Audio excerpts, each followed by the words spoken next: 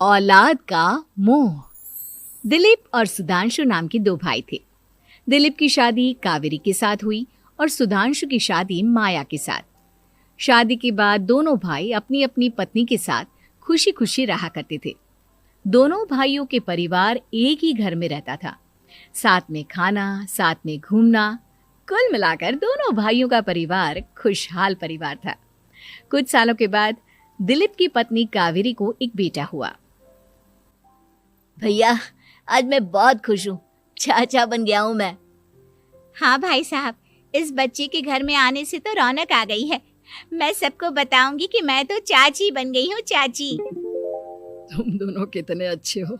हमारे बच्चे के आने से ऐसे खुश हो रहे हो जैसे ये बच्चा तुम्हारा ही हो। बस भैया, अब आपका बेटा इस दुनिया में आ गया ना, हम भी कोशिश करेंगे कि हमारा भी बच्चा जल्दी से इस दुनिया में आ जाए। और फिर आपका और हमारा बच्चा दोनों मिलकर दिन भर घर के आंगन में खेला करेंगे। कितना मजा आएगा ना। सच कहती हो माया, मैं भी उसी दिन का इंतजार कर रही हूँ जब तुम्हारी भी गोद भर जाएगी और मेरे बेटे को एक छोटा भाई या बहन मिल जाएगी। 1 साल बीत जाता है। दिलीप और कावेरी का बेटा अब 1 साल का हो चुका था, लेकिन सुधांशु और माया की कोई औलाद नहीं होती। माया, लगता है कि हमारी जिंदगी में बच्चे का सुख ही नहीं है। ऐसा क्यों कहते हैं? दिलीप भाई साहब का बेटा भी तो हमारा ही बेटा है ना। तुम्हारी बात बिल्कुल ठीक है माया, लेकिन फिर भी हमारा खुद का एक बच्चा होता तो कितना अच्छा होता। हाँ, कावेरी भाभी भी हमेशा कहती हैं उन्हें अपने बेटे के लिए एक छोटा भाई या बहन चाहिए। लेकिन देखिए ना, हमारी तो किस्मत ही कितनी खराब है। हमारे तो सारे ट्रीटमेंट भी फेल हो चुके हैं।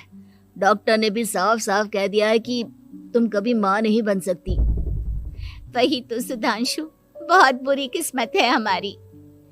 लेकिन माया, हम अपनी किस्मत को इतना क्यों कोस रहे हैं? हम दिलीप भाई साहब के बेटे को अपने बेटे की तरह ही प्यार कर सकते हैं ना। हाँ जी, बिल्कुल सच कहा। मैं भी वैसा कर सकती हूँ। चाची हूँ, उसे छोटी माँ का प्यार नहीं दूंगी क्या? कुछ दिनों के बाद दिलीप का एक दोस्त दिलीप से मिलने के लिए आता है। अरे क्या बात है दिलीप, बधाई हो बधाई। और घर तो काफी बड़ा है तुम्हारा। वैसे तुमने अपने बेटे के बारे में क्या सोचा है? भैया, और क्या सोचेंगे, बस उसे पढ़ा लिखा कर अफसर बनाएंगे, उसकी पढ़ाई पर खर्च करेंगे।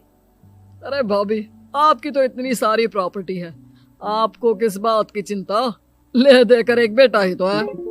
अरे नहीं दोस्त, तुम गलत समझ रहे हो। इस घर में मैं और मेरा छोटा भाई दोनों रहते हैं। इस घर का आधा हिस्सा मेरे छोटे भाई का है। अच्छा, कितने बच्चे हैं तुम्हारे छोटे भाई के? भैया, उनके साथ ना कुछ प्रॉब्लम है। मेरी देवरानी कभी माँ नहीं बन सकती। अरे फिर किस बात की चिंता? अरे मैं तो कहता हूँ अपने बेटे के भविष्य के बारे में सोचिए ही मत। बस ये घर उसके नाम करवा दीजिए। देखिए, आपके भाई का भी कोई बच्चा नहीं है तो सब कुछ आपके बेटे को ही मिलना चाहिए। लेकिन ऐसा करना क्या सही होगा? अगर उनका बच्चा नहीं है तो क्या हुआ? ये घर आधा उनका है, उनकी जो मर्जी है वो करें। अरे कैसी बात करते हो? उनकी कोई औलाद नहीं है, वो क्या करेंगे प्रॉपर्टी अपने नाम रखकर? हाँ, वैसे भाई साहब, आपकी बात तो बिल्कुल सही है। अब जो कुछ भी है वो हमारे बेटे का ही तो है। आखिर वही तो इस घर के वंश को आगे बढ़ाएगा। मैं कल ही देवर जी से बात करती हूँ। अगले दिन सुधांशु और माया, इधर आओ। तुम दोनों से एक बहुत जरूरी बात करनी है मुझे। बताइए ना भाभी, क्या बात है? आपको कहीं जाना है तो आप अपने बेटे को मेरे पास छोड़कर जाइए। मैं ही पूरा दिन रख लूंगी उसे। अरे नहीं माया, वो तो मुझे पता है। मैं किसी और चीज के बारे में बात करना चाहती हूँ। बताइए ना भाभी, क्या बात है? देखिए देवर जी, आपका कोई बच्चा है नहीं, लेकिन मैं जानती हूँ कि आप हमारे बेटे को अपने बेटे की तरह ही प्यार करते हैं। भाभी, बेटी की तरह नहीं, वो हमारा ही बेटा है। मेरे लिए तो वो मेरा ही बच्चा है। वही तो फिर क्यों ना ये सारी प्रॉपर्टी हम मेरे बेटे के नाम करवा दे, क्योंकि तुम्हारा हो या मेरा, हम सबका एक ही तो है बेटा। लेकिन भाभी, अभी तो वो सिर्फ 1 साल का है। अभी से प्रॉपर्टी उसके नाम करवाने का क्या मतलब है? देखिए देवर जी, जो काम जितना जल्दी हो जाए ना उतना अच्छा। आने वाले वक्त का क्या भरोसा। भाभी भरोसा क्यों नहीं, हम तो हमेशा आपके बेटे को माँ बाप की तरह ही प्यार करेंगे। हाँ, लेकिन फिर भी मैं चाहती हूँ कि ये सारी प्रॉपर्टी मेरे बेटे के नाम हो जाए। अब मुझे नहीं लगता तुम दोनों को इसमें कोई भी परेशानी होगी, है ना? भाभी वैसे तो आप जो कह रही हैं वो बहुत जल्दबाजी है, लेकिन फिर भी अगर आपको ऐसा लगता है तो ठीक है, कल ही प्रॉपर्टी के पेपर बनवा लीजिए, मैं और माया उस पर साइन कर देंगे। इस तरह से अगले दिन प्रॉपर्टी के पेपर बनवाकर सारी प्रॉपर्टी दिलीप और कावेरी के बेटे के नाम पर करवा दी जाती है। कुछ दिनों के बाद सुधांशु, सुबह सुबह ये कौन लोग आ गए हैं तुम्हारे घर पर? भैया वो ऊपर वाला कमरा खाली पड़ा था ना, सोच रहा था किराएदार रख देता हूँ। लेकिन किराएदार रखने से पहले आपने हमसे पूछा भी नहीं। भाभी इसमें आपसे पूछने वाली क्या बात थी, हमें एक ही कमरे की जरूरत थी, इसलिए सोचा दूसरा कमरा किराए पर दे देते हैं, कुछ इनकम हो जाएगी। अरे माया, ये सारी प्रॉपर्टी अब मेरे बेटे के नाम पर है और यहाँ पर जो कुछ भी होगा उसके लिए तुम्हें मेरी या दिलीप की परमिशन तो लेनी पड़ेगी ना। हाँ सुधांशु, तुम्हारी भाभी ठीक ही तो कह रही है। अब देखो, तुमने खुद अपने हाथों से ये प्रॉपर्टी हमारे बेटे के नाम की है, वह अभी बहुत छोटा है, तो इस घर से रिलेटेड सारे फैसले तुम्हें हमसे पूछ कर लेने चाहिए। भाभी हमें तो लगा था कि आप हम लोगों से बहुत प्यार करती हैं, लेकिन आप तो हमारे साथ भेदभाव करने लगी। अरे इसमें भेदभाव करने वाली क्या बात है? और मैंने कौन सा तुमसे कुछ गलत मांग लिया? अरे ले देकर मेरा बेटा इकलौता इस पूरे वंश का वारिस है, सब कुछ उसके नाम है। तुम्हें इस बात से जलन क्यों हो रही है? भाभी माया को जलन नहीं हो रही, वो तो बस ऐसे ही कह रही थी।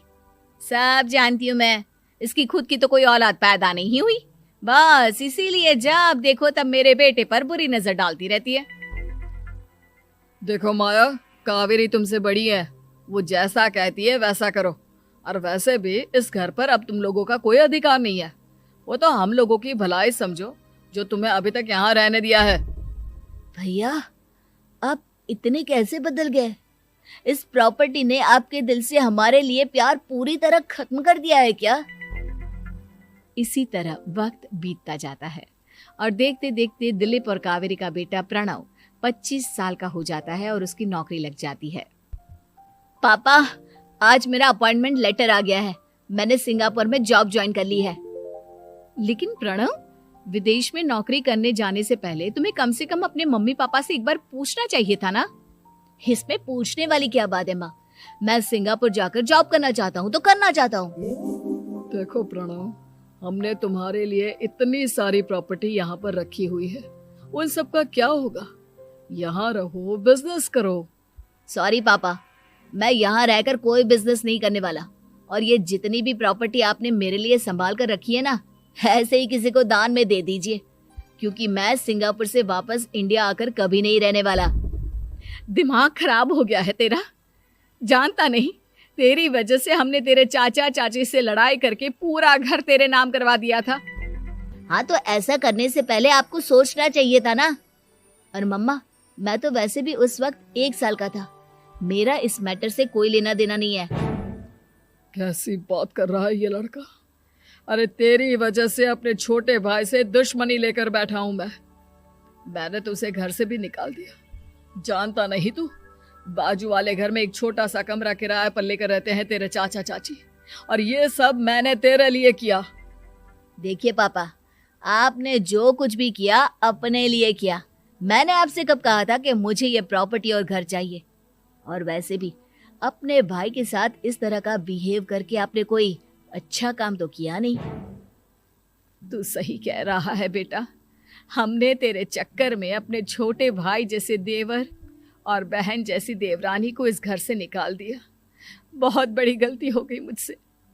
ठीक है मॉम, तो अब आप अपनी गलती सुधारो, लेकिन मुझे तो फॉरेन जाना है, मैं वहीं जाऊंगा। अब आगे क्या करना है ये आपका डिसीजन है।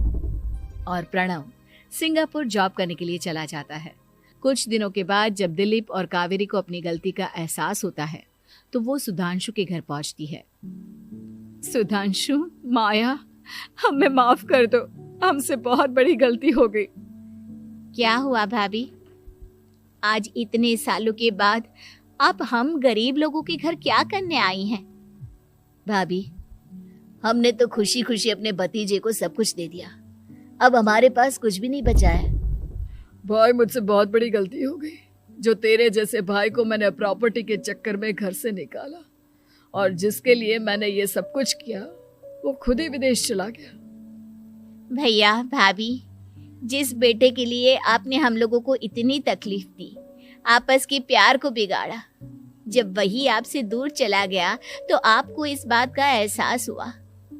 लेकिन माफ कीजिए, अब हम आपके साथ रहने के लिए उस घर में नहीं आ सकते। नहीं नहीं माया, ऐसा मत कहो, मुझसे बहुत बड़ी गलती हो गई, प्लीज वापस चलो, मैं वो घर फिर से तुम्हारे नाम कर देती हूँ। भाभी, मैं उस घर का क्या करूंगी? किसके लिए? मेरा कोई बच्चा नहीं, मैं तो बस जिंदगी भर आप लोगों के साथ प्यार से रहना चाहती थी, प्रणव को अपने बेटे की तरह प्यार करना चाहती थी, लेकिन आपने मुझसे वो अधिकार छीन लिया। भाभी और भैया, एक सवाल पूछना चाहता हूँ आप लोगों से।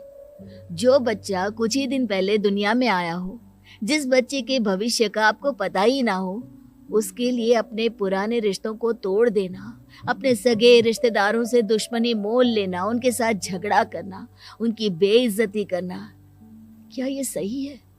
कम से कम हमें सही वक्त का इंतजार तो करना चाहिए ना।